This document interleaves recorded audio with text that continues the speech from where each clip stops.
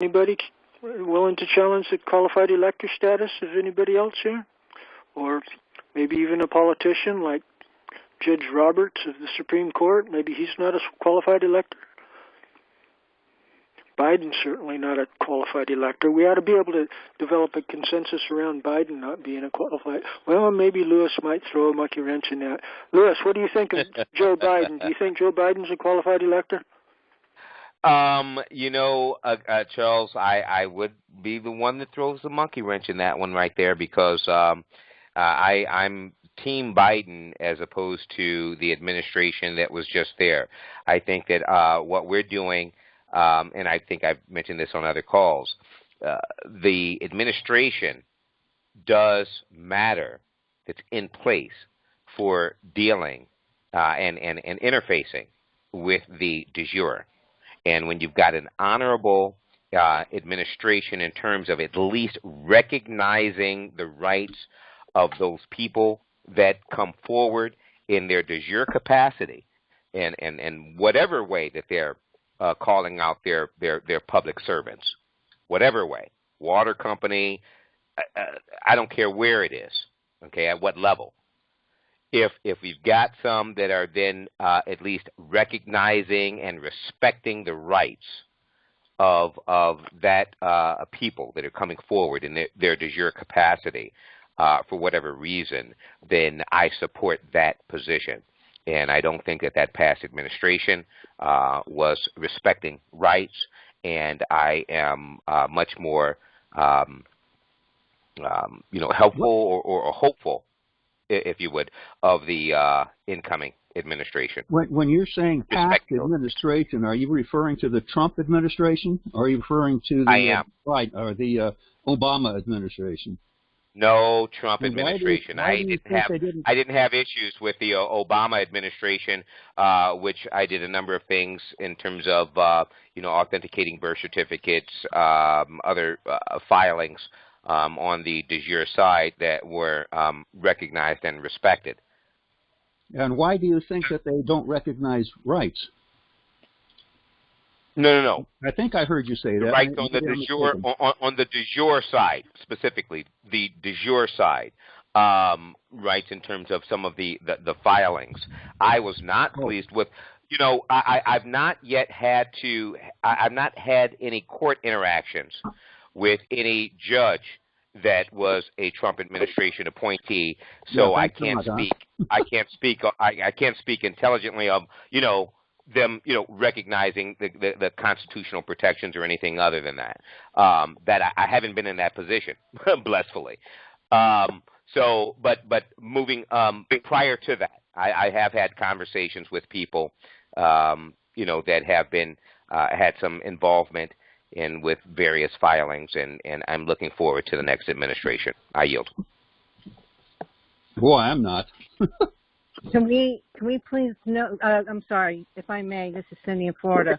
I would like to know what filing specifically you are referring to, please. Well, they weren't mine, because a majority of mine were done during the Obama administration, which were all recognized and respected appropriately. There were others in terms of their filings and notices, I should say. Some regarding secured party creditor notices, some regarding authentication of birth certificate notices, some others regarding any negotiable instruments for presentment and then they might have reached out to another entity in support of their, or as an authority for their instrument. Again, those weren't my dealings. My dealings directly were with the past administration, not the Trump administration. I had no confidence in any administration ever, so I did not want to interact with the administration. So, well, here it's because third party, what I'm stating. So I wouldn't want to speak. I wouldn't want to bring it forward as evidence because it's third party information. It's not direct. Okay. Okay, great, because you brought this into the conversation based on the third-party situation, because this nation is supposed to be run by the people, for the people.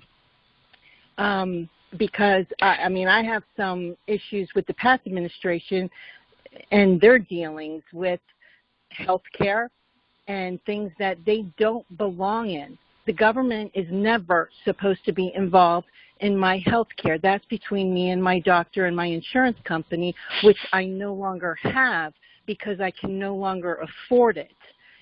So this is why our Constitution is vital. It is a living document just like the Bible.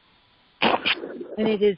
And Cindy, I would say that the health care issue, having been an insurance broker, licensed and contracted with some 23 insurers, both health and life, that I disagree wholeheartedly. The reason that I got out of the insurance industry in 2011, I personally think the insurance industry is the most crooked industry in the country, bar none. It's got plenty of bar none. No, yeah, but I'll tell you, you think that the banks and things? No, believe me, it's the insurance companies. They insure the bank accounts. Yeah, I wouldn't. Okay, they insure every construction project, every infrastructure project. Please believe me. No, I have no argument with you on that one. Yeah. So I disagree there in terms of that industry. They're requiring immediate and direct government regulation. They are the most crooked industry in the country, bar none. Right next. And they need ultimate regulation and transparency. Right next to government. Exactly. We're in agreement there. Right next to government. Yes, sir. Or I can't help but think of title insurance on real property mortgages too. That's insurance industry, right, Louis? Not real property, mortgages, people or persons, I should say, and they've been doing that since slavery. That industry, in terms of insuring the person, with no recognition of human rights, but the certificated person. That's what they insure. Yeah, they assign a value to it.